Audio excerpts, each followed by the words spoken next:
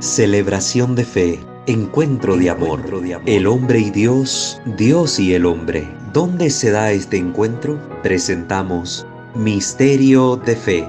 Escúchanos y conoce más sobre las expresiones de nuestra fe creída y celebrada en la liturgia. Señor Jesús, mi Salvador, amor eterno, amor divino.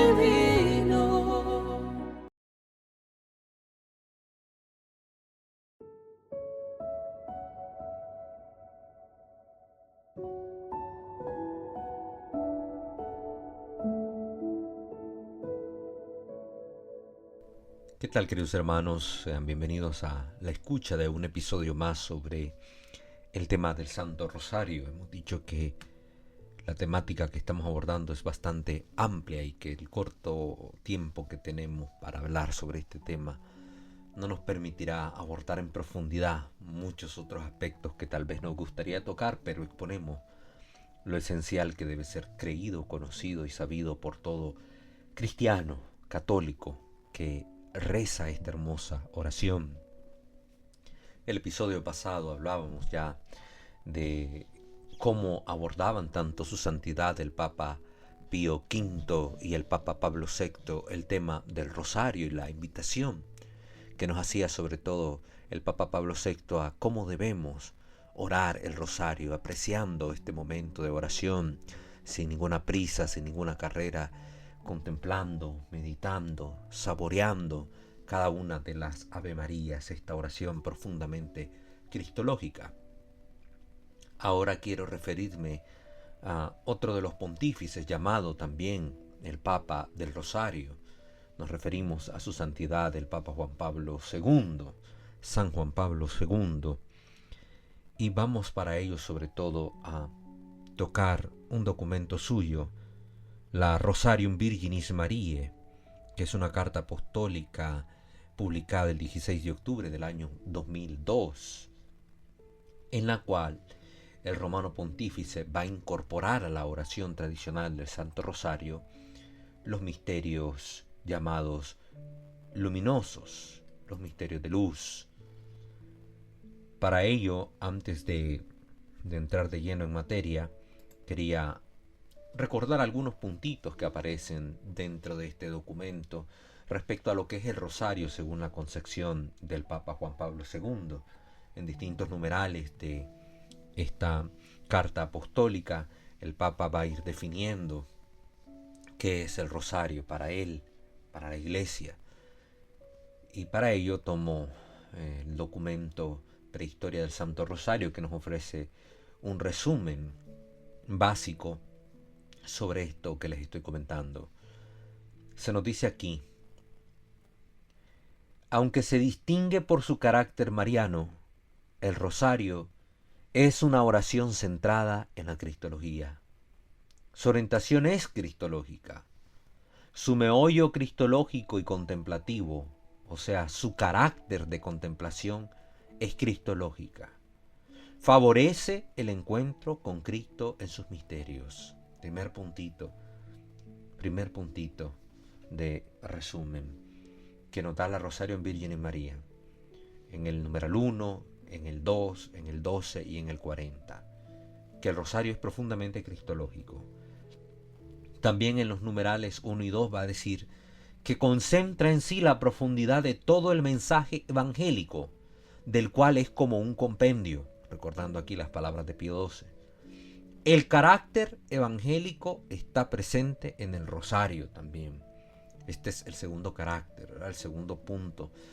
El rosario es, así como profundamente cristológico, también es profundamente evangélico. Después en otros numerales de la Rosario en Virgen y María, como el 12, el 3, el 11 y del 27 al 38, van a aparecer las siguientes ideas, que es una oración marcadamente contemplativa. Es contemplación del rostro de Cristo en compañía y a ejemplo de la Virgen. Pues ella, al recorrer con el pensamiento los distintos episodios de la vida, de su vida junto al Hijo, está contemplando aquí el rostro de nuestro Señor, La Virgen estuvo presente, recordemos Lucas 2:19 y el versículo 51. En cierto sentido, ha recitado constantemente el rosario en todos los días de su vida terrenal, la Santísima Virgen. Con el trasfondo de las Ave María pasan ante los ojos del alma los episodios principales de la vida de Jesucristo.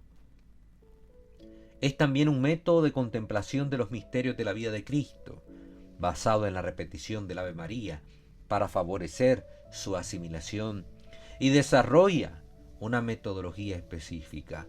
Pues todas estas ideas nos las da el Papa acá. Vemos que es un caminar con María. Ella que caminó con Jesús, que vio los distintos episodios de la vida de Jesús, nos ayuda a contemplarlos a nosotros, que vamos con el rosario contemplando la vida entera de nuestro Señor. En otros puntos, como el numeral 13 de este documento, nos va a decir que el rosario se relaciona con la liturgia. Esta, cuya función es la actualización de los misterios de Cristo, es decir, hacerlos presentes hoy, eliminando las coordenadas del espacio y tiempo, es acción de Cristo y de la Iglesia. Es acción salvífica por excelencia, la liturgia.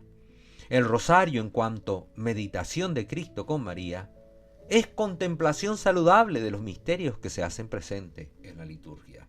Y es la relación que decíamos en el episodio pasado, que existe entre rosario y liturgia, y que por tanto el rosario puede ser una buena preparación para la Santa Misa, o una manera en que agradecemos a Dios contemplando los misterios que hemos vivido durante la celebración litúrgica. Pero no es una oración que deba ser recitada dentro de la liturgia eucarística. En otro numeral, como el 5 y también en el 27, podemos encontrar otras ideas. Se corresponde de algún modo con la oración de Jesús, el rosario. La oración de Jesús, recordemos, o llamada oración del corazón en Oriente. Señor Jesús, Hijo de Dios, ten piedad de mí, que soy un pecador. Al final también le rogamos a la Virgen que pida por nosotros en la hora y en la hora de nuestra muerte, porque nosotros somos pecadores. Santa María, Madre de Dios, ruega por nosotros pecadores. Entonces, de algún modo, se corresponde también el rosario con la oración del corazón. Así es el rosario. También pertenece al variado panorama de oración incesante, nos dice en el numeral 13 y en el numeral 40. Pues Cristo ha enseñado, en el Evangelio de Lucas, por ejemplo, encontramos el capítulo 18, versículo 1, esto que Jesús nos dice, que oremos incesantemente. En varios episodios del Evangelio lo vamos a ver, orar sin cesar, orar sin cesar. Y también la enseñanza de los apóstoles va por esa línea, como lo dice San Pablo en la primera carta a los Tesalonicenses, capítulo 5, versículo 17. Orar sin cesar. El rosario nos permite a nosotros como cristianos mantener esa oración constante a lo largo del día, orando día y noche con las palabras que están en la Escritura. No sé cómo los hermanos no católicos, cómo los hermanos separados no están rezando el rosario. Si ellos aman profundamente la Escritura, dicen ellos. Y el rosario es profundamente bíblico, es repetir y tomar una y otra vez las palabras que están en la Escritura. Es memorizar no solo en la mente, sino en el corazón, en cada respiración, las palabras que han sido pronunciadas por inspiración divina y que están puestas en la Sagrada Escritura. Un auténtico hermano separado que dice amar la Biblia debería ser un hombre, una mujer rezadora del Santo Rosario. Y esto los traería profundamente y de manera cada vez más cabal a la comunión nuevamente con toda la Iglesia Católica, cuerpo de Cristo. Porque oraría como ora la Iglesia. Oraría como oran los hijos de Dios, hijos de María, hermanos de Jesús. Pues bien, queridos hermanos, después de haber escuchado este breve resumen de lo que nos presenta el Papa Juan Pablo II sobre lo que es el rosario en su entender, pues ahora vamos a centrarnos precisamente en esta incorporación que va a hacer el Papa Juan Pablo II de los misterios luminosos al Santo Rosario. se presenta, según el documento, como una incorporación oportuna a los misterios de la vida de nuestro Señor. Vamos a empezar a leer a partir del numeral 19 de la Rosarium Virginis Mariae. Dice aquí el Papa: de los muchos misterios de la vida de Cristo, el rosario, tal como se ha consolidado en la práctica más común, corroborada por la autoridad eclesial, solo considera algunos de estos misterios. Es lo que decía el Papa en aquel entonces. Dicha selección proviene del contexto original de esta oración, que se organizó teniendo en cuenta el número salmódico, los 150, que es el mismo número de los salmos de David.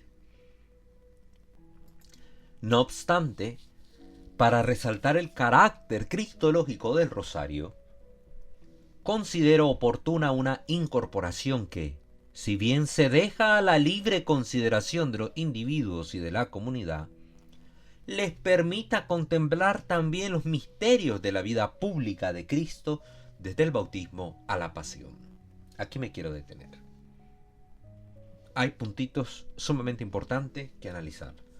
Primero que nada, el Papa ha querido con esta incorporación resaltar aún más el carácter cristológico del rosario, al contemplar esta parte de la vida de Jesús que en la antigua estructura del rosario no estaba contenida. Es la contemplación de la vida pública de nuestro Señor, desde que inició su ministerio tras el bautismo en el Jordán hasta los eventos previos a la pasión, porque el rosario en su antigua estructura contemplaba los misterios de la infancia, hasta el momento en que Jesús se había perdido en el templo y había sido encontrado con sus padres, y comienza la vida oculta de Jesús, de la que no hay rastro en la Escritura al respecto. Y luego el rosario empezaba la contemplación de los misterios de la redención, el segundo gran misterio de nuestra fe, la redención, con la pasión de Cristo, iniciada en la oración de Jesús en el huerto, desde ahí hasta pues la glorificación del Señor y de su madre.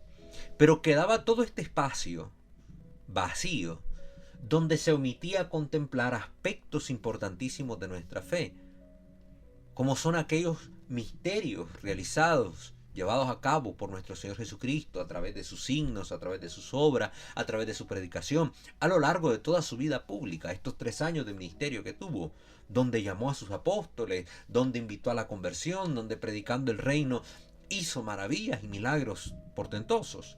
Entonces el Papa consideró oportuno, el Papa Juan Pablo, insertar estos misterios precisamente para que la contemplación de la vida de Jesús fuese completa en el rosario.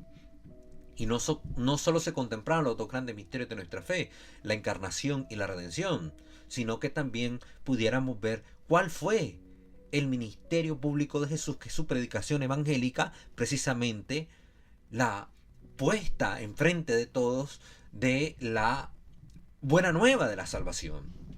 Entonces, esto es sumamente importante también para nosotros. Y por eso el Papa lo consideró como necesario, una incorporación de carácter cristológica. También, otro puntito que hay que resaltar de este numeral 19 es que el Papa está dejando a la libre consideración, tanto de los individuos como de la comunidad, de la contemplación de estos misterios. ¿Qué estamos diciendo aquí? Que el Papa en ningún momento mandó, en ningún momento puso como obligatorio que se tenían que rezar estos misterios. No lo hizo así, porque el Papa también sabe que la tradición orante de la Iglesia en cuanto al rosario tiene una estructura dada con un sentido bíblico, con un sentido salmódico, que tiene el rosario todo un desarrollo histórico que le permitió configurarse como era cuando él lo recibió. Y el Papa, no queriendo atentar contra ese sentido, no mandató precisamente que fuese obligatorio para todos los cristianos ahora incorporar estos misterios al rosario, porque añade 50 Ave Marías que al final de cuentas trastocaría el número salmódico, ya no tendría relación con los 150 salmos. Ahora estamos hablando de un número distinto, 200. Está cambiando esto. Por tanto, el Papa lo dejó como algo optativo, como a la libre elección de cada uno, es una facultad que nosotros tenemos, elegir contemplarlos o no. Él lo ve oportuno, y claro que lo son. Claro que estos misterios son oportunos meditarlos. Pero no hay una obligación. Por tanto, todos los reglamentos de indulgencias que se han dado sobre el rosario y cómo ganar estas indulgencias siempre siguen siendo válidos para la meditación de los misterios en cuanto a las 150 Ave María. ¿Qué quiere decir esto? Que yo gano la indulgencia del rosario siempre que yo rece estos misterios del Santo Rosario, gozosos, dolorosos y gloriosos, aunque yo omita rezar los misterios luminosos. Si los rezo, pues bendito Dios. Para mí es una ganancia espiritual, una ganancia en mi contemplación, una profundización de estas verdades evangélicas que Jesús propone en su vida pública. Pero no me quita a mí el derecho a ganar la indulgencia del Santo Rosario si decido no meditar los misterios luminosos en mi vida diaria. Entonces la invitación en este canal es a que podamos aceptar esta oportuna incorporación de los misterios de luz al rosario, pero que los miremos en el carácter que el Papa los propuso, como una propuesta donde nosotros optativamente podemos rezarlo o no. Que no nos sintamos obligados a que tenemos que hacerlo si no estamos rezando mal. Eso no es así. Por eso estudiar es importante, para evitar crearnos esas ideas que son más que nada una forma de escrúpulos que nos lleva a pensar puristamente que el rosario debe ser rezado de esta manera, con los 4 misterios que son los gozosos, luminosos, gloriosos y dolorosos, y que si no lo hago así, pues entonces estoy rezando mal. No. Quitémonos esos escrúpulos. 150 Ave Marías, 3 tipos de misterios. Optativamente, 50 Ave Marías más con los misterios luminosos incorporados por el Papa. Puedo rezarlo de una manera, puedo rezarlo de la otra. De las dos maneras, estoy rezándolo bien. Estoy rezando bien el rosario. Estoy rezando bien el rosario. Muy bien. Continuemos con lo que dice el Papa. En efecto, en estos misterios, los de luz, contemplamos aspectos importantes de la persona de Cristo, como revelador definitivo de Dios. Él es quien, declarado Hijo predilecto del Padre, en el bautismo, en el Jordán, anuncia la llegada del reino, dando testimonio de él con sus obras y proclamando sus exigencias. Durante la vida pública es cuando el misterio de Cristo se manifiesta de manera especial como misterio de luz. Mientras estoy en el mundo, soy luz del mundo. Juan 9:5, donde Jesús también nos invitará a nosotros a darnos cuenta de esto. Yo soy la luz y sal de la tierra. Pero que nos dirá también durante esta vida pública, ustedes son la sal y luz de la tierra. Y como nos decía el apóstol San Juan en su carta, Jesucristo se ha manifestado para destruir las obras del diablo, es decir, las obras de las tinieblas. Jesucristo es la luz, y durante su vida pública es lo que hace. Disipa las tinieblas del demonio. Por eso tantos exorcismos que se dieron en la vida pública de Jesús. Disipa las tinieblas de la enfermedad y de la muerte. Por eso Jesús resucitó a los muertos, sanó, curó a tantas personas. Por eso el Papa ha querido llamar a esta sección de misterios de la vida de nuestro Señor que podemos contemplar en el rosario como misterios luminosos, misterios de luz, porque Jesús es la luz del mundo. Juan 9:5. Esta es la razón del nombre de estos misterios. Ya de los otros misterios pues está más que claro, lo hemos visto, lo hemos analizado, el gozo que trae al mundo el nacimiento del Salvador, la alegría que sería anunciada por los ángeles. Eso está más que claro porque se llama misterio gozoso. Lo doloroso pues muchísimo más claro todavía porque es la pasión del Señor, su muerte, todo el dolor, el varón de dolores, como diría la profecía de Isaías respecto al Mesías y su pasión. Los misterios gloriosos, pues la glorificación del Hijo de Dios, pues su gloria manifestada en la resurrección, como Dios verdadero, como Dios dador del Espíritu Santo, etc. Está más que claro. Y aquí el Papa ahora nos explica las razones por las cuales él nombró a esta sección de misterios, misterios luminosos. Misterios luminosos. Continúa aquí el Papa. Para que pueda decirse que el rosario es más plenamente compendio del Evangelio, es conveniente pues que, tras haber recordado la encarnación y la vida oculta de Cristo en los misterios gozosos, y antes de considerar los sufrimientos de la pasión en los misterios dolorosos, y el triunfo de la resurrección en los misterios de gloria, la meditación se centre también en algunos momentos particulares, significativos de la vida pública de Jesús, que serían los misterios de luz. Y me parece acertada esta idea que aquí dice el Papa, para que sea el rosario más plenamente compendio del Evangelio. Si había sido llamado así por los romanos pontífices anteriores, especialmente, como lo hemos visto, Pío XII, que insistió mucho en esto, pues ahora, para que este compendio sea real, deben incluirse, dice el Papa, la meditación de estos misterios que propongo. Considerar los misterios de la vida pública de nuestro Señor. Así estaremos contemplando toda la vida de Jesús. Encarnación y vida oculta. Vida pública de Jesús. Pasión de Jesús y glorificación de nuestro Señor. Está completa la contemplación de nuestros misterios de salvación. Esta incorporación, continúa el documento, de nuevos misterios, sin prejuzgar ningún aspecto esencial de la estructura tradicional de esta oración, se orienta a hacerla vivir con renovado interés en la espiritualidad cristiana como una verdadera introducción a la profundidad del corazón de Cristo, abismo de gozo y de luz, de dolor y de gloria.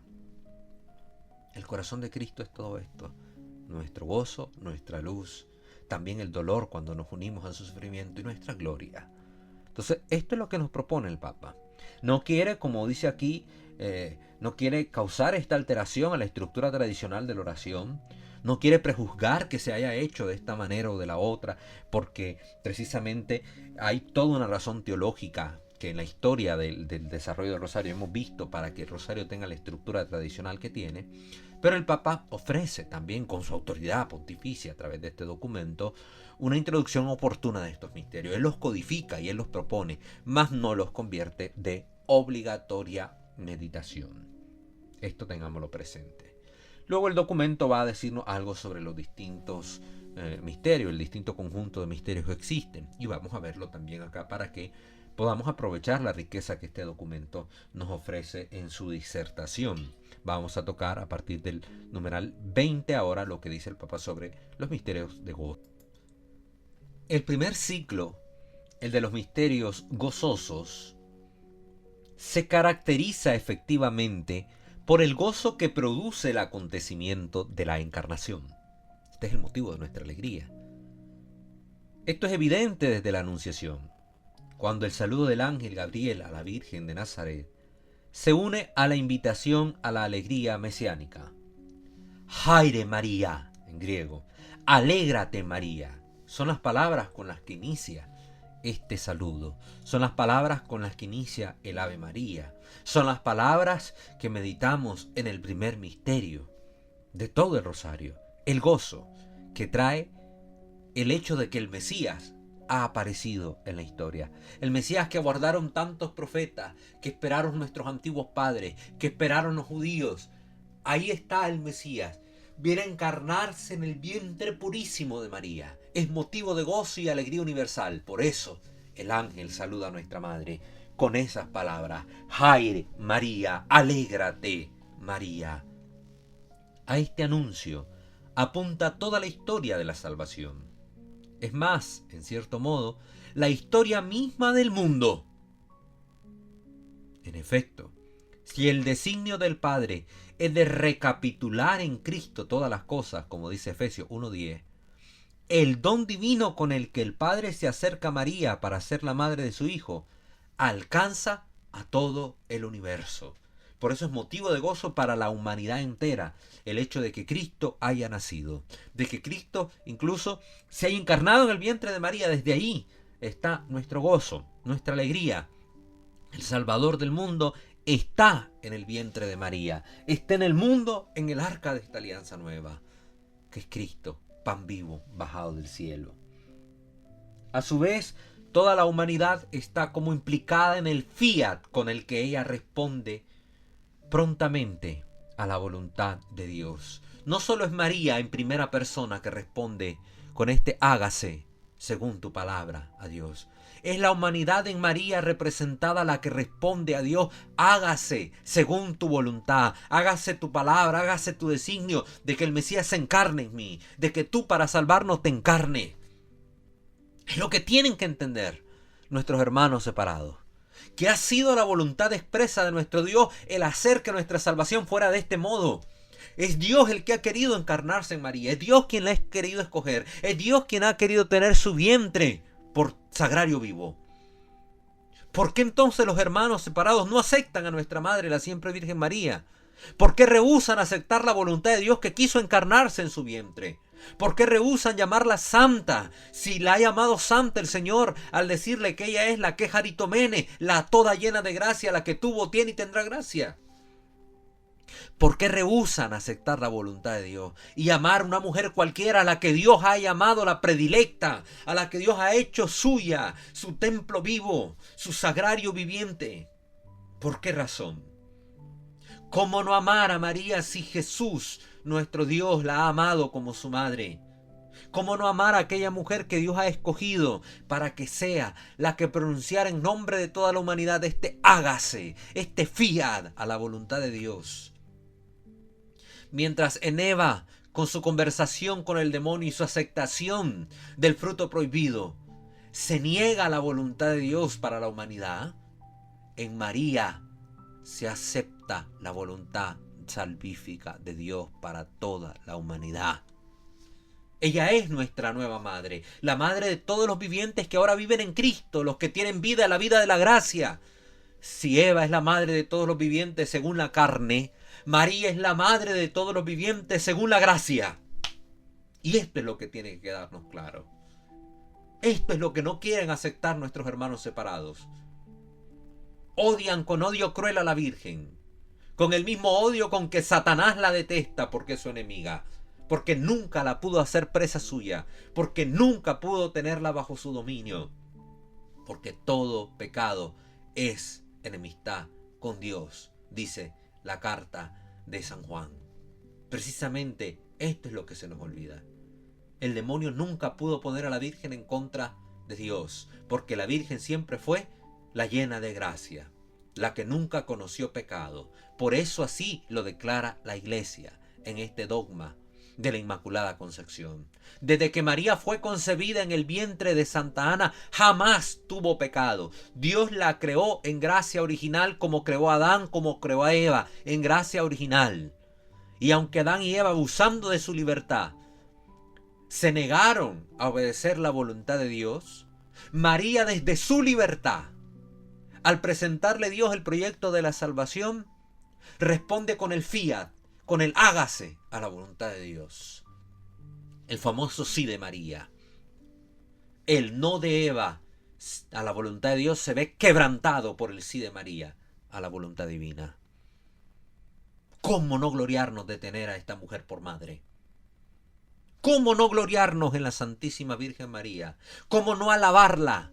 Si hasta la misma Escritura dice que ella será alabada por todas las generaciones. Hermanos no católicos, piensen muy bien lo que están haciendo al atacar a la Santísima Virgen María. Piensen muy bien, porque están atacando a la elegida de Dios para ser su madre. Y ustedes saben que quienes están en contra de los elegidos de Dios están contra Dios mismo. Porque Dios, si Dios está con ellos, ¿quién puede contra ellos? Si Dios está con María y habitó en el vientre de María, ¿quién contra María? Cuidado ahí, solo les dejo esa reflexión. Continúa el documento diciendo: el regocijo se percibe en la escena del encuentro de Isabel. Este gozo continúa, además de la encarnación, en la escena del encuentro de María con Isabel, Elizabeth, como aparece en la Reina Valera, donde la voz misma de María y la presencia de Cristo en su seno hacen saltar de alegría a Juan, que dice precisamente Lucas 1:44, apenas tu saludo llegó a mis oídos, La criatura en mi vientre saltó de gozo. El saludo de María, la voz de María, las palabras de María comunican el gozo de Dios. Escuchar la voz de María comunica el gozo de Dios. ¡Qué hermoso esto! Con razón los videntes de Nuestra Señora en los distintos momentos y lugares de la humanidad han sentido este gozo, han sentido esta alegría en el corazón. Al contemplar a aquella señora, al escuchar su voz, porque ella comunica el gozo de Dios.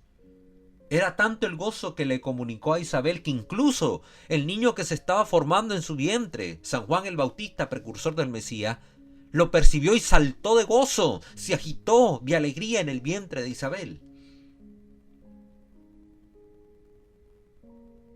¡Qué hermoso esto!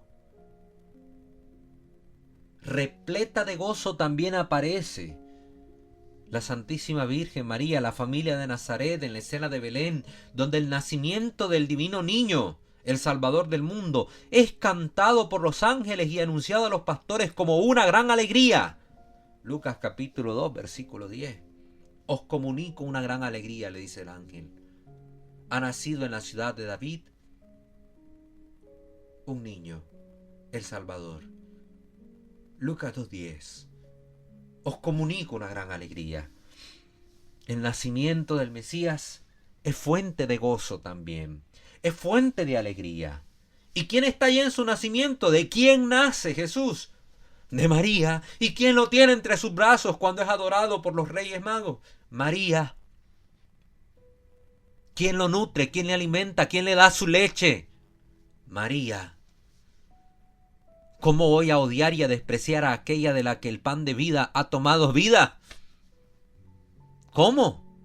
Si todo el cuerpo de Jesús nacido en Belén ha sido formado del cuerpo de María en las entrañas purísimas de María. Si sabemos, queridos hermanos, vayámonos al plano científico, que para que cada uno de nosotros exista necesitamos el aporte genético de padre y madre, y que así al fusionarse el gameto masculino con el gameto femenino, precisamente se da el nacimiento de un ser humano, se forma, se entreteje en las entrañas de la madre al ser humano.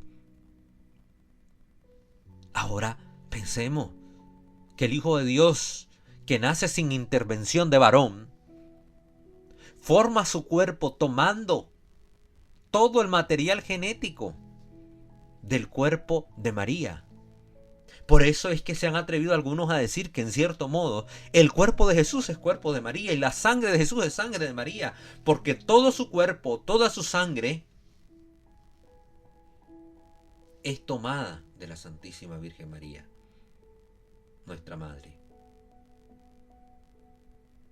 Qué hermoso esto. Qué hermoso esto. Así de íntima es la unión de Jesús con su madre, de Cristo con María. Y los herejes pretenden separar a la madre del Hijo. Pretenden dejar a un lado a la madre si el Hijo mismo la ha hecho tan íntimamente unida a Él. Qué atrevimiento tan grande de los herejes. Pero ya en los últimos misterios continúa el documento. Aún conservando el sabor de la alegría, anticipan indicios del drama que Jesús ha de vivir.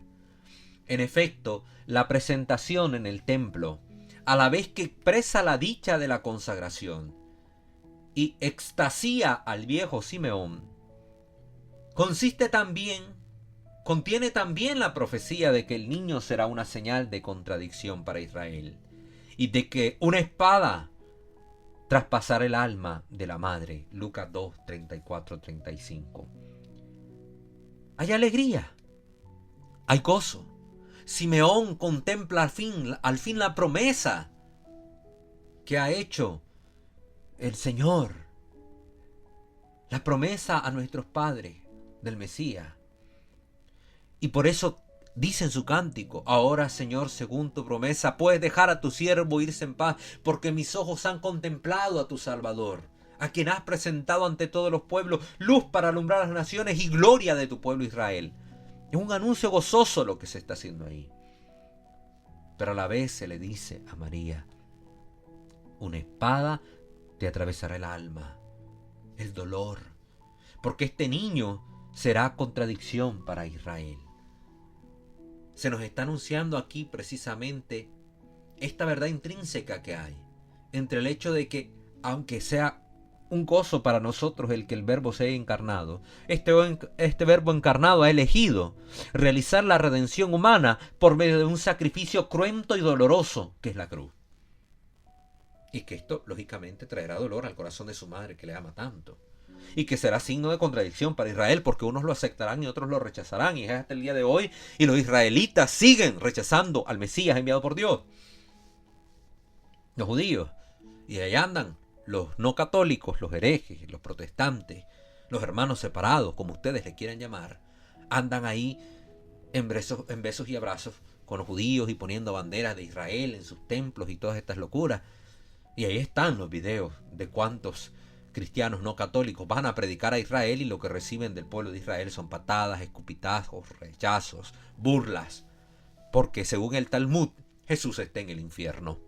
Eso es lo que dice el Talmud judío, que Jesús está ardiendo en el infierno.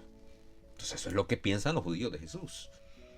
Así que ojo, queridos hermanos, esto no es invitar al odio a los judíos, es invitar a la oración por ellos compasivamente, porque no saben lo que dicen.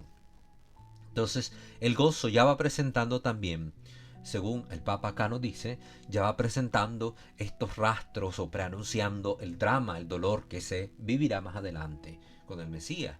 Lo mismo ocurre también en el último de los misterios de gozo, el niño Jesús perdido allá en el templo. Dice aquí el texto. Gozoso y dramático al mismo tiempo es también el episodio de Jesús a los 12 años en el templo. Aparece con su sabiduría divina mientras escucha y pregunta a los doctores de la ley. Y ejerciendo sustancialmente el papel de quien enseña. Aparece Jesús con esto.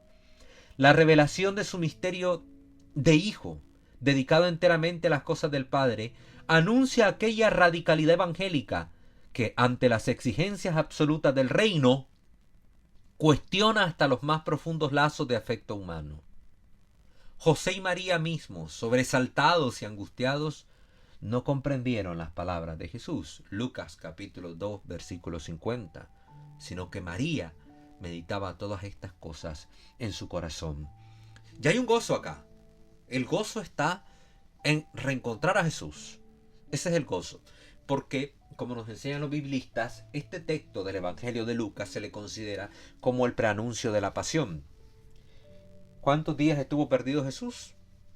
3 días. Al tercer día lo encontraron. ¿Dónde? En el templo. ¿Haciendo qué? Transmitiendo la palabra del Padre. ¿Qué pasó con Jesús cuando fue crucificado? ¿Cuánto tiempo pasó en el sepulcro? Decimos 3 días. Y al tercero resucitó. Es decir, lo encuentran los apóstoles también, o él sale al encuentro de los apóstoles, mejor dicho. Y predica, anuncia también la verdad evangélica, anuncia la salvación, la gloria que viene con él. Lo mismo que miramos en el episodio del niño Jesús perdido y hallado en el templo, lo vemos también en el episodio evangélico de la pasión y resurrección de Cristo. Es lo mismo. Fue un preámbulo que nos quisieron dar los apóstoles al compartirnos este episodio de la vida de Jesús. No estamos negando el hecho histórico de que Jesús haya vivido este episodio y que seguramente María lo relata. María les relató esta historia a los apóstoles porque estaba con ellos. Pero los apóstoles quisieron transmitirlo así en la Escritura por inspiración divina para que nosotros tuviéramos ya desde ese episodio un preanuncio de lo que iba a pasar después. 3 días perdidos, pero va a haber un gozo, el gozo de encontrarlo, de reencontrarlo. Jesús parece que lo hemos perdido cuando es crucificado, cuando es sepultado, pero le reencontramos en la resurrección y es el motivo de nuestra alegría, de nuestro gozo. Esos son los 5 misterios de gozo que contemplamos. De este modo, meditar los misterios gozosos significa adentrarse en los motivos últimos de la alegría cristiana y en su sentido más profundo. ¿Cuál es el motivo último de nuestra alegría cristiana? Jesús, el Señor, la salvación. El sentido más profundo, que no es meramente una alegría humana de aplausos y de baile. Es un gozo que transforma. Es un gozo que llena el alma, que planifica. Es un gozo que aún en medio del dolor nos permite a nosotros sentirnos amados por Dios. Es el gozo de la suavidad del amor divino y misericordioso del Padre, que se acerca a una humanidad extraviada para salvarla y liberarla del mal, del pecado, de Satanás. Ese es el gozo. Ese es el sentido profundo del gozo que meditamos en los misterios, en los primeros 5 misterios del Rosario. Significa fijar la mirada sobre lo concreto del misterio de la encarnación y sobre el sombrío preanuncio del misterio del dolor salvífico, dice el documento. María nos ayuda a aprender el secreto de la alegría cristiana, recordándonos que el cristianismo es ante todo evangelión, es decir, buena noticia, que tiene su centro, o mejor dicho, su contenido mismo en la persona de Cristo, el Verbo hecho carne. Ahí tiene su centro, nuestra alegría. Ahí está el centro de la buena noticia del Evangelio. Cuando nos dan una buena noticia nos alegramos. ¿Y qué más buena noticia? ¿Qué mayor, qué más grande? ¿Qué mayor noticia? La noticia por antonomasia, la buena noticia por excelencia es el Evangelio, que es Cristo hecho carne. Esa es la buena noticia. Dios se ha encarnado para salvarnos, único Salvador del mundo. Ese es el motivo de nuestra alegría. Es lo que nos enseña María a contemplar y a entender la verdadera alegría cristiana. Ahora pasa el documento a presentarnos la reflexión del Papa sobre los misterios de luz, lo que él nos propone, numeral 21. Pasando de la infancia y de la vida de Nazaret a la vida pública de Jesús, la contemplación nos lleva a los misterios que se pueden llamar de manera especial misterios de luz. En realidad, todo el misterio de Cristo es luz, nos dice el Papa. Él es la luz del mundo, Juan 8:12. Pero esta dimensión se manifiesta sobre todo en los años de la vida pública, cuando anuncia el Evangelio del Reino, deseando indicar a la comunidad cristiana 5 momentos significativos, misterios luminosos, de esta fase de la vida de Cristo. Pienso que se pueden señalar. Ojo, sabemos que dentro de toda la vida pública de Jesús hay distintos momentos que se pueden contemplar. Cuando realiza cada uno de sus signos milagrosos, por ejemplo. O distintos actos de su vida, como cuando defiende el templo y manifiesta su celo por la casa del Padre, volcando la mesa de los cambistas, etc. Pero el Papa nos quiere hacer la propuesta de 5 momentos principales. Y dice él los propone, estos son los que nos invita a meditar. Primero, su bautismo en el Jordán. Segundo, la autorrevelación en la boda de Caná. Tercero, su anuncio del reino de Dios invitando a la conversión. Cuarto, su transfiguración. Y quinto, la institución de la Eucaristía, expresión sacramental de todo el misterio pascual. Esos son los 5 misterios. Luego el Papa va a empezar a abordar un poco de cada uno de ellos y vamos a ir nosotros también deteniéndonos en esto para que meditemos por qué propone estos 5 misterios y no otros.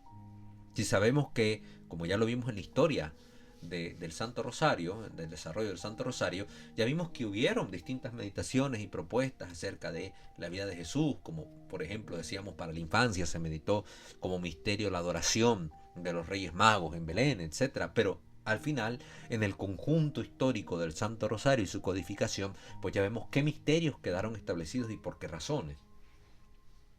Aquí viene el Papa ahora a decirnos las razones de por qué estos misterios que él nombró como misterios de luz. Cada uno de estos misterios revela el reino, ya presente en la persona misma de Jesús. Misterio de luz es ante todo el bautismo en el Jordán. En él, mientras Cristo, como inocente que se hace pecado por nosotros, dice la segunda carta a los Corintios, capítulo 5, versículo 20, entra en el agua del río. El cielo se abre y la voz del Padre lo proclama, Hijo predilecto. Mateo capítulo 3, versículo 17. Y el Espíritu desciende sobre él para investirlo de la misión que lo espera. Miren qué importante. Lo presenta como el primer misterio de luz. ¿Por qué precisamente? ¿Por qué? Porque es revelado por el Padre ante Israel. Eso es lo que hace el bautismo. En la persona de Juan, el Bautista, el pueblo contempla al Mesías esperado, presentado por el Padre como predilecto. Ve al Espíritu Santo descender sobre él. Estaba por eso luego cuando inicia su ministerio público, la predicación de Isaías. El Espíritu del Señor está sobre mí y me ha enviado para proclamar la buena nueva de gracia. Y todo lo demás que dice el texto. Y esto se ve cumplido ahí, en el bautismo. Por eso aparece tanto el Padre como el Espíritu Santo. Y es contemplado el Hijo por los ojos de Juan el Bautista. Y contemplado esta gran teofanía trinitaria por los ojos del Bautista. Precisamente para dar esta revelación. La luz ha venido a los que están en tinieblas. Sol que nace de lo alto para iluminar a los que habitan en tinieblas, cantó el padre de Juan el Bautista, Zacarías, en su cántico evangélico. Este es Jesús. Entonces, al ser bautizado, esto se confirma. Por eso es misterio de luz. Por eso es misterio de luz. Y a nosotros a la vez nos ilumina también este misterio, porque nos hace recordar lo que nosotros hemos vivido en nuestro propio bautismo. Que por el bautismo, al ser insertados en la muerte de Cristo y ser llamados a su resurrección, hemos sido trasladados del reino de las tinieblas al reino de su luz admirable. Por eso el signo de la luz que se recibe tomando con nuestra vela la luz del cirio pascual, que es Cristo, luz del mundo que disipa las tinieblas. Por eso es el primer misterio de luz. Recuerda el bautismo de Jesús en el Jordán. Siguiente misterio. Misterio de luz es el comienzo de los signos en Caná. Juan capítulo 2, versículos del 1 al 12. Cuando Cristo, transformando el agua en vino, abre el corazón de los discípulos a la fe, gracias a la intervención de María, la primera creyente. Miren qué hermoso. Aquí nos propone el primero de los signos, como le llama San Juan en su evangelio. El primero de los signos. Con esto a la vez nos permite el Papa recapitular en nuestra mente los distintos signos que ha hecho Jesús, los distintos milagros, las curaciones, los exorcismos, las obras portentosas que se dieron a lo largo de toda la predicación evangélica. Con el primero de los signos, el Papa nos propone todos estos. Por eso no fue necesario que creara él distintos misterios, el Papa, diciendo, no sé, como otro misterio de luz, Jesús resucita al hijo de la viuda; otro misterio de luz, Jesús resucita a Lázaro de entre los muertos; otro misterio de luz, Jesús cura al paralítico. No. Mencionando el primero de los signos, con el que se abre la puerta de la fe en el corazón de todos sus discípulos, por intervención de María, la primera creyente, el Papa Juan Pablo II nos está proponiendo aquí todos los signos, todas las obras portentosas que Jesús realizó a lo largo de su vida pública. ¿Y cómo no va a hacer luz esto? Precisamente los que están en una situación difícil, de dificultad, Dios viene y les ayuda. Eso es lo que manifiesta. Recordemos que también este misterio presentado por el Papa y que en la Escritura se nos ofrece como la autorrevelación de Jesús. Jesús se autorrevela, se manifiesta como lo que es también un mensaje profético que contiene los evangelios. Pues se había dicho, se había anunciado por boca del profeta Isaías que habría esta abundancia de vino en los tiempos mesiánicos, porque el vino alegra el corazón del hombre, dice la Escritura, es signo de la alegría. Y este vino es lo que contiene precisamente esta abundancia del vino. Jesús multiplica, no solo convierte el agua en vino, sino que multiplica la cantidad de vino que había. Pues no es solo que una tinaja de vino, 6 tinajas de vino, 600 litros de vino. Es decir, hay una sobreabundancia de este líquido. Es un signo mesiánico. Israel lo esperaba. En una boda, en el contexto de una boda. ¿Por qué? Porque se hablaba siempre de la relación entre Dios e Israel, su pueblo, como la relación esponsal entre un hombre y una mujer. Así lo vemos en el libro del profeta Oseas. Así es presentada la relación de Dios con su pueblo. Un pueblo que le ha sido infiel. aquí se mira que precisamente en un contexto de bodas, la restauración de las bodas, la alegría mesiánica, es lo que va a hacer. Precisamente Dios va a restaurar con su pueblo su relación. Esta relación que se da en las bodas esponsales del Cordero. Muy bien. Continuemos. Misterio de luz es la predicación con la cual Jesús anuncia la llegada del reino de Dios e invita a la conversión. Marcos 1:15. Perdonando los pecados de quien se acerca a Él con humilde fe. Varios episodios. Marcos 2 del 3 al 13. Lucas 7 del 47 al 48, entre otros. Iniciando así el misterio de misericordia que Él continuará ejerciendo hasta el fin del mundo, especialmente a través del sacramento de la reconciliación, confiado a la Iglesia. ¿Por qué nos presenta aquí el Papa este misterio? Porque Cristo nos propone la palabra del Padre, la voluntad del Padre, como el camino que nosotros debemos seguir para tener vida. Porque lámpara es tu palabra, luz en mi sendero, dice la Escritura. La palabra de Dios es la luz que nos guía, disipa las tinieblas del error. Nos ayuda a convertirnos a Dios porque nos presenta cuál es el proyecto que Dios tiene para nosotros, qué es lo que espera Él de nosotros, qué debemos hacer si queremos ser de Él. Conversión, precisamente es este camino de retornar en nuestros pasos en la dirección que debemos ir, no en la dirección que hemos marchado, para hacer la voluntad de Dios. Nos acerca a Él. Y por eso Jesús en su ministerio predica y a quienes se le acercan le perdona sus pecados. Les perdona su pecado. Mujer, ¿dónde estaban los que te acusaban? No hay ninguno. Vete en paz, no peques más. Perdona los pecados. Al paralítico, para que vean el poder que Dios tiene. No solo le dice tus pecados te son perdonados, sino que le dice levántate y anda. La predicación de Cristo va unida precisamente a esta invitación a la conversión. Y volvernos hacia Dios es disipar las tinieblas, separarnos, tomar distancia de la tiniebla para acercarnos a la luz del Señor. Siguiente misterio, dice el Papa. Misterio de luz por excelencia es la transfiguración, que según la tradición tuvo lugar en el monte Tabor. La gloria de la divinidad resplandece en el rostro de Cristo, mientras el Padre lo acredita ante los apóstoles extasiados para que lo escuchen. Lucas 9:35. Y se dispongan a vivir con Él el momento doloroso de la pasión, a fin de llegar con Él a la alegría de la resurrección y a una vida transfigurada por el Espíritu Santo. Miren qué hermoso esto. Misterio de luz es por excelencia este, dice el Papa, la transfiguración. Sus ropas se transfiguraron, se hicieron blancas, de una blancura que no existe en este mundo. Su rostro resplandeció, es la luz. Jesús es la luz de la divinidad, aquella luz ante la cual los querubines en el cielo, los ángeles del cielo, se tapan los ojos para no verla, porque su gloria es tan inmensa, es tan majestuosa, que solo el hecho de contemplarla tal cual es, podría ser morir a cualquier ser.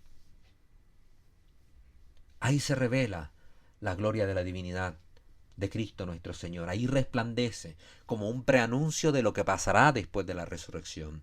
El contexto es precisamente el monte Tabor. Es la subida a Jerusalén. Toda la predicación de Cristo en su vida pública está imbuida de esto, de la cruz. Desde que llama a sus discípulos, el que quiera venir en pos de mí, niéguese a sí mismo, abrace su cruz y sígame. Desde que llama a sus discípulos hasta en cada uno de estos momentos, Jesús está siempre recordando que ha de subir a padecer. Cuando nombra a Pedro, esta piedra sobre la que edificará su iglesia, les revela también su pasión. Y se da aquel episodio donde Pedro incluso se asombra. No lo permita Dios. Va de retro, Satanás, dice Jesús. No te opongas a mí. No te opongas a lo que el Padre quiere, Satanás. El adversario. Esta es la voluntad del Padre, que yo suba al Calvario. Esta es la voluntad. Y esto es lo que se manifiesta como en los misterios gozosos. Este preanuncio de lo que ha de vivir el Mesías para salvarnos. el anuncio del dolor que viene. Y precisamente este misterio está perfectamente ubicado acá, como este preanuncio de lo que vendrá después de ese dolor, que hemos de pasar por el dolor, pero que no es el dolor la última palabra, sino la gloria, la resurrección. El Verbo se había abajado. Jesús, dice precisamente el himno cristológico de San Pablo que hemos meditado la vez pasada en la carta a los Efesios. Este himno cristológico, que Jesús se abajó, no mostró su gloria, no se engrió de esta gloria que él poseía, se despojó de ella, precisamente para realizar este misterio de salvación. Pero aquí muestra un poco de esa gloria a los apóstoles de una manera preanunciada, podemos decir, para que ellos pudieran tener esa fe firme y verdadera ante el horror que iban a vivir luego en el Calvario. Claro que va a ser motivo de espanto, de dolor, de horror. Una muerte ignominiosa como la cruz. Maldito el que cuelga de un madero, decían los judíos. Y nuestro Mesías va a colgar de uno. Tranquilos, les dice Jesús con esto. La gloria viene después. Yo soy Dios, aquí está. Contemplen parte de mi gloria, aquí está. Nos deja ver esto en el Tabor. Qué hermoso lo que Jesús hace. Este es misterio de luz que disipa las tinieblas del dolor, del horror, de la muerte. Finalmente, dice el Papa, misterio de luz es por fin la institución de la Eucaristía, en la cual Cristo se hace alimento con su cuerpo y su sangre bajo las especies del pan y del vino, dando testimonio de su amor por la humanidad hasta el extremo, Juan 13:1, y por cuya salvación se ofrecerá en sacrificio. Es misterio de luz, porque en este momento instituye el sacramento de la Eucaristía, instituye el sacerdocio ministerial, que prolongará en el tiempo precisamente el acto salvífico de Cristo por medio de la celebración del santo sacrificio de la misa, que va a permitir en el tiempo que se administre el perdón de los pecados como lo hizo a lo largo de su predicación. Jesús está dándonos en este misterio, en la contemplación de este misterio también, la oportunidad de contemplar la institución de los demás sacramentos. Él es la fuente de los sacramentos. Y el Papa, al proponernos este como último misterio, nos está proponiendo también lo mismo. Que podamos meditar en todos los sacramentos que ha propuesto Jesús, del cual es fuente y origen Él, nuestro Señor, y que nos comunican la vida que no conocerá el ocaso, donde la muerte no prevalecerá, donde la tiniebla de la muerte no reinará. Por eso es propuesto como el último misterio de luz, y porque a la vez recoge sacramentalmente lo que Jesús va a obrar como misterio de nuestra redención, a través de su Pascua, de su pasión, muerte y resurrección. Estos son los 5 misterios de luz que el Papa nos ha propuesto. Y continúa aquí el documento: excepto en el de Caná, en estos misterios la presencia de María queda en el trasfondo. María estuvo presente en Caná, pero en los demás como que no se le puede percibir. Los evangelios apenas insinúan su eventual presencia en algún otro momento de la predicación de Jesús. Ahí andaba la Virgen, te buscan tu madre y tus hermanos. Marcos 3:31-35, Juan 2:12, ahí podemos ver estos episodios. Y nada dicen sobre su presencia en el cenáculo en el momento de la institución de la Eucaristía. Pero de algún modo, el cometido que desempeña en Caná acompaña toda la misión de Cristo. La revelación que en el bautismo en el Jordán proviene directamente del Padre y ha resonado en el Bautista, aparece también en los labios de María en Caná y se convierte en su gran invitación materna dirigida a la iglesia de todos los tiempos. Hagan lo que Él les diga. Juan 2:5. Y hagan lo que Él les diga es como la palabra constante que pudiéramos escuchar en el trasfondo de cada uno de estos misterios de luz, que es la predicación pública que hace Jesús del Evangelio a lo largo de su ministerio público. Cuando Jesús predica, podemos escuchar que resuena en el fondo la Virgen, diciéndonos esto mismo que dijo en la boda de Caná: hagan lo que Él les diga. Es una exhortación que introduce muy bien las palabras y los signos de Cristo durante toda su vida pública, siendo como el telón de fondo mariano de todos los misterios de luz. incluso en la transfiguración. Vayan con Él, suban con Él a Jerusalén, hagan lo que Él les diga, les está diciendo la Virgen a los apóstoles. Lo podemos interpretar este trasfondo. En la Eucaristía, hagan esto en memoria mía.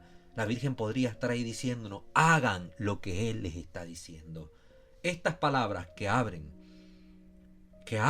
los misterios de luz al meditarlo bíblicamente, estas palabras de María, hagan lo que Él les diga, que pronunció en la boda de Caná, van a ser las palabras que acompañen toda la vida pública de Jesús y que nos invitan a nosotros los cristianos que hemos escuchado a Jesús a hacer lo que Él nos diga. Qué hermoso. Esta es la propuesta que hace el Papa y es la presencia de María la que nos desvela el Papa en estos misterios al decirnos esto último. Luego nos propone el Papa los misterios de dolor. Numeral 22. Los evangelios dan gran relieve a los misterios del dolor de Cristo. La piedad cristiana, especialmente en la Cuaresma, con la práctica del Vía Crucis, se ha detenido siempre sobre cada uno de los momentos de la pasión, intuyendo que ellos son el culme de la revelación del amor y la fuente de nuestra salvación. Ellos son el culme de la revelación de Dios por los hombres, del amor de Dios por los hombres. Nadie tiene amor más grande que el que da la vida por sus amigos. Todo va dirigiendo hacia ese momento. Todo va encaminado hacia ese momento. Incluso desde que Jesús nació y presentan los magos las ofrendas, ahí vemos que se le ofrece también la mirra como signo de esta pasión que ha de vivir. Este bálsamo que se utilizaba en los antiguos ritos funerarios en Israel. Todo como que apunta a la pasión. ¿Por qué? Porque ahí se obra, se gesta, se realiza nuestra salvación, nuestra redención. El rosario escoge algunos momentos de la pasión, invitando al orante a fijar en ellos la mirada de su corazón y a revivirlos. El itinerario meditativo se va a abrir con Getsemaní. Momentos después de que Cristo ha hecho la institución de la Eucaristía, con el que cerrábamos el último misterio de luz, ahora vamos a este momento posterior que va a inaugurar los misterios de dolor. El itinerario meditativo se abre con Getsemaní, donde Cristo vive un momento particularmente angustioso frente a la voluntad del Padre, contra la cual la debilidad de la carne se sentiría inclinada a rebelarse. Ahí Cristo se pone en lugar de todas las tentaciones de la humanidad y frente a todos los pecados de los hombres, para decirle al Padre, no se haga mi voluntad, sino la tuya. Lucas 22, 42. En las tentaciones del desierto, una vez bautizado Jesús, Él vence al demonio, vence al tentador y nos enseña cómo debemos vencerle. Acá ahora Jesús, que vence nuevamente al tentador, nos enseña a someternos a la voluntad de Dios, que a veces nos puede llevar por sendas tortuosas, pero que tienen un fin, el fin que Dios quiere que tengan, la salvación de toda la humanidad.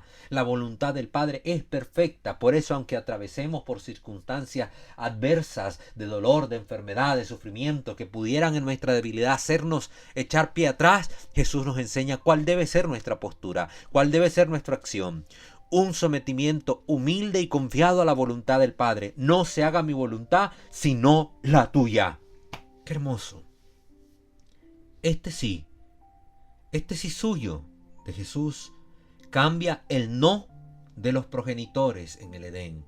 El no de Adán a Dios, el no de Eva a Dios, lo cambia por un sí.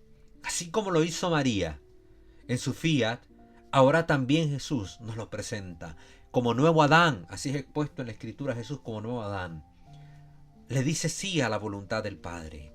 El nuevo Adán le dice sí a la voluntad del Padre aquí en el Getsemaní. Nos lo está mostrando de una manera directa. Lo ha hecho a lo largo de toda su vida. Pero nos lo muestra el Evangelio directamente en este cierre precisamente de su caminar terreno. Al nuevo Adán diciendo sí a la voluntad de Dios. En María nos mostró a la nueva Eva diciendo sí en el momento en que el Verbo se encarna. Tanto el inicio como el final de todo el misterio de nuestra salvación está envuelto por un fiat a la voluntad divina de Dios, por un sí a la voluntad del Padre, que se corresponde en contraposición al no que nuestros progenitores dieron a la voluntad del Padre. Mientras aquellos respondieron no con sus actos y palabras, aquí la Virgen y Jesús, con sus actos y palabras, han dicho sí a la voluntad del Padre. Todo el misterio de nuestra salvación está encerrado en un hágase la voluntad de Dios. Qué hermoso esto, y esto a veces no lo vemos, y está ahí en la Escritura, y está en el rosario, y aquí se nos permite contemplarlo. Aquí se nos permite contemplarlo. Este sí suyo cambia el no de los progenitores en el Edén, dice el Papa. ¿Y cuánto le costaría esta adhesión a la voluntad del Padre? Se muestra en los misterios siguientes, en los que, con la flagelación, la coronación de espinas, la subida al Calvario y la muerte en cruz, se ve sumido en la mayor ignominia. Ecce homo, he ahí el hombre de verdad, he ahí el varón de dolores, he ahí el Mesías, el que cumple la voluntad del Padre. Estos son los misterios dolorosos, que creo que sería un de más detenernos en cada uno, porque cada uno de ellos ya nos muestra de suyo el dolor del Redentor. Su flagelación, es su carne, sufre el dolor a causa de la negación de un pueblo que le rechaza. La coronación de espina, donde como rey de burla es tomado por los centinelas romanos, aquel que se le negaba su reinado sobre el corazón de los hombres, ahora desde el dolor se ha convertido en rey de los corazones. Sube al Calvario, mostrándonos el camino que hemos de seguir con cada invitación que nos daba. El que quiera venir en pos de mí, niéguese a sí mismo, abrace su cruz y sígame. Él nos está mostrando hacia dónde deben ir los que abrazan la cruz, hacia el Calvario junto con él. Y la muerte en cruz, donde se lleva a cabo nuestra salvación, es el culmen de toda esta predicación, de toda la vida de Jesús. Muere para salvarnos, muere para glorificar al Padre. Ahí en la cruz destruye a Satanás y sus planes. Por el antiguo árbol del Edén y su fruto murieron nuestros primeros padres. Ahora por el árbol de la cruz y sus frutos tienen vida los hijos de Dios. Qué hermoso. En este oprobio no solo se revela el amor de Dios a la humanidad, sino el sentido mismo del hombre. Ecce homo, quien quiera conocer al hombre, ha de saber descubrir su sentido, su raíz y su cumplimiento en Cristo. Dios se humilla por amor hasta la muerte y muerte de cruz, como dice la carta a los Filipenses, capítulo 2, versículo 8. ¿Quieres conocer qué es el hombre? Tienes que conocer qué es Cristo, quién es el Mesías. Como ha sido Cristo, figura perfectísima y modelo del hombre, así debe ser el ser humano. En Cristo está lo que el hombre realmente debe ser. Aún en su sufrimiento, aún en su dolor, Él es el que cumple perfectamente la voluntad del Padre, amando hasta el extremo. Es decir, en el sufrimiento de Cristo, en el misterio de nuestra redención, el corazón es el amor. Y un amor hasta el extremo. Eso es el hombre. Cumplimiento de la voluntad del Padre, amor llevado hasta el extremo. Los misterios de dolor llevan al creyente a revivir la muerte de Jesús, poniéndose al pie de la cruz junto a María, para penetrar con ella en la inmensidad del amor de Dios al hombre y sentir toda su fuerza regeneradora. Recordemos que María va a estar presente en todo este camino de dolor, y así nos la va a presentar el Vía Crucis, la que está ahí. Mientras todos los apóstoles le dan la espalda, ella nos enseña a estar ahí. Bueno, con Juan que se quedó, como presentando a todos los apóstoles en él, con la Magdalena que se quedó ahí presentando a todos los discípulos en ella, con María, su madre, presentando a la humanidad entera en ella. Ella es el modelo de lo que debemos hacer en el dolor. Mantenernos fieles a Dios y no despegarnos nunca de Él. Finalmente, los misterios de gloria en el numeral 23 van a ser presentados a nosotros para que podamos hacerlos de nuestra reflexión. Y dice el Papa acá: la contemplación del rostro de Cristo no puede reducirse a su imagen de crucificado. Él es el resucitado, nos dirá el Papa. El rosario ha expresado siempre esta convicción de fe, invitando al creyente a superar la oscuridad de la pasión para fijarse en la gloria de Cristo en su resurrección y en su ascensión. Contemplando al resucitado, el cristiano descubre de nuevo las razones de la propia fe. Confrontar esto con lo que nos dice la primera carta a los Corintios, capítulo 15, versículo 14, es lo que nos invita aquel famoso texto que tanto decimos, ¿no? Si Cristo no resucitó, vana es entonces nuestra predicación y vana también es nuestra fe.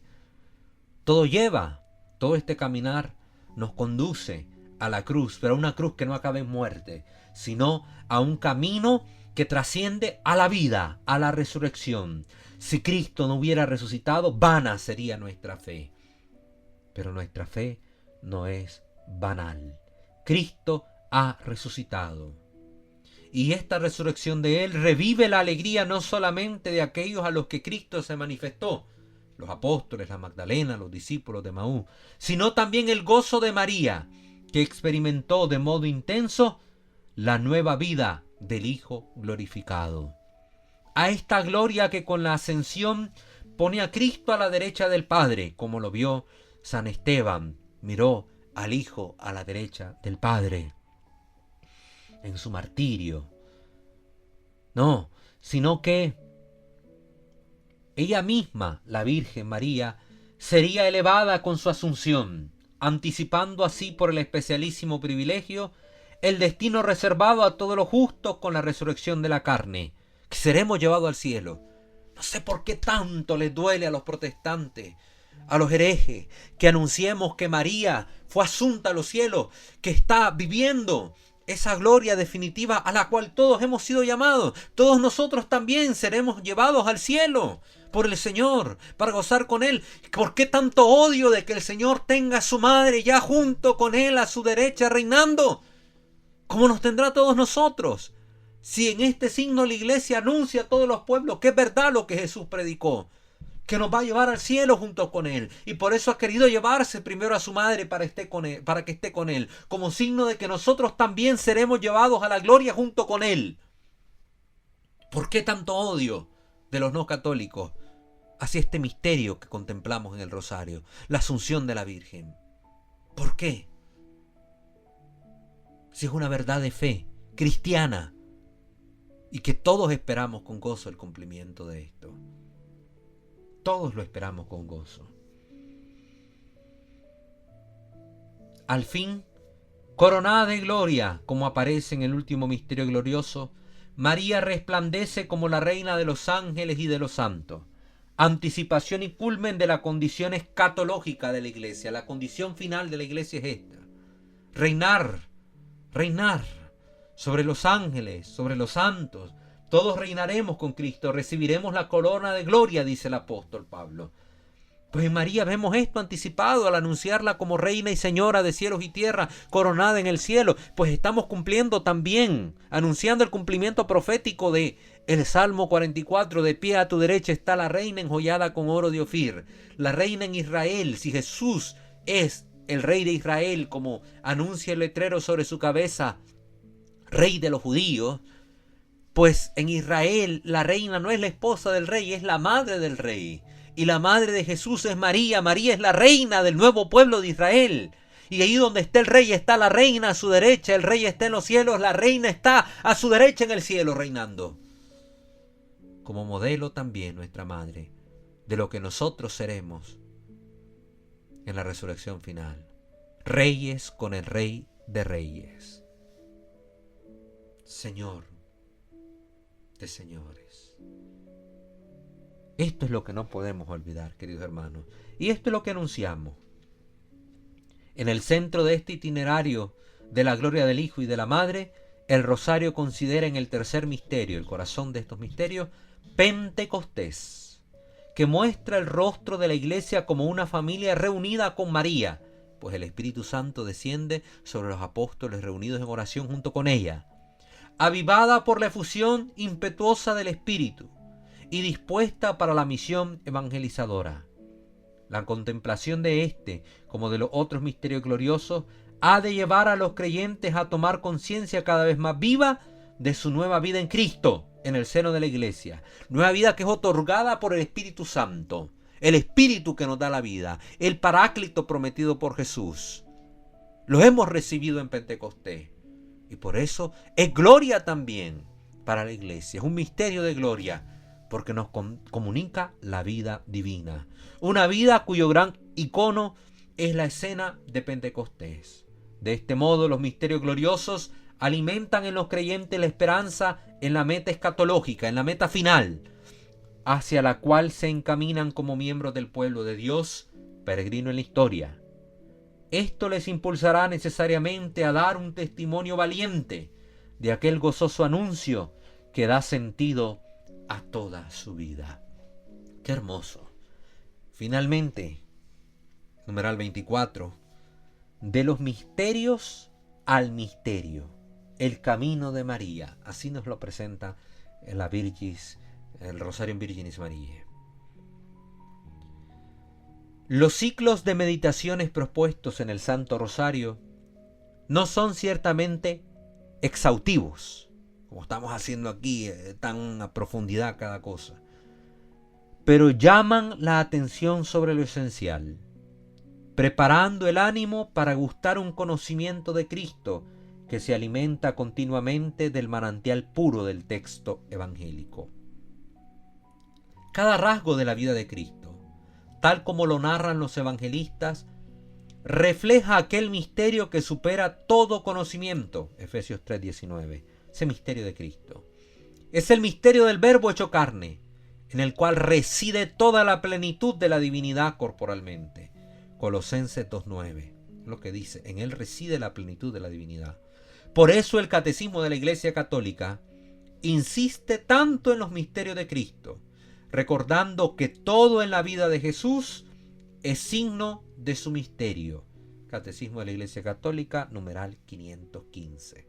Por eso dice el Papa acá, de los misterios que contemplamos en el Rosario al misterio, con mayúscula. Él es el misterio de Dios, Jesús nuestro Señor. El Duc in altum, el remar mar adentro de la Iglesia en el tercer milenio, se basa en la capacidad de los cristianos de alcanzar en toda su riqueza la plena inteligencia y perfecto conocimiento del misterio de Dios, en el cual están ocultos todos los tesoros de la sabiduría y de la ciencia, como dice Colosenses capítulo 2, versículos del 2 al 3.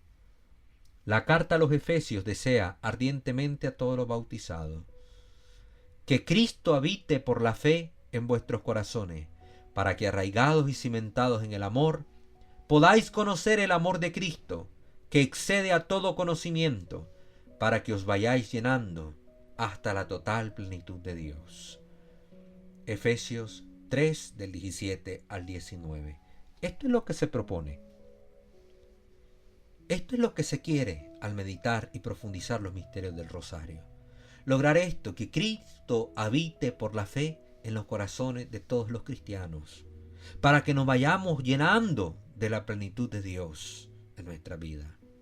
El Rosario promueve este ideal, dice el documento, ofreciendo el secreto para abrirse más fácilmente a un conocimiento profundo y comprometido de Cristo. Es una herramienta poderosísima para alcanzar sabiduría sobre Cristo, el Rosario.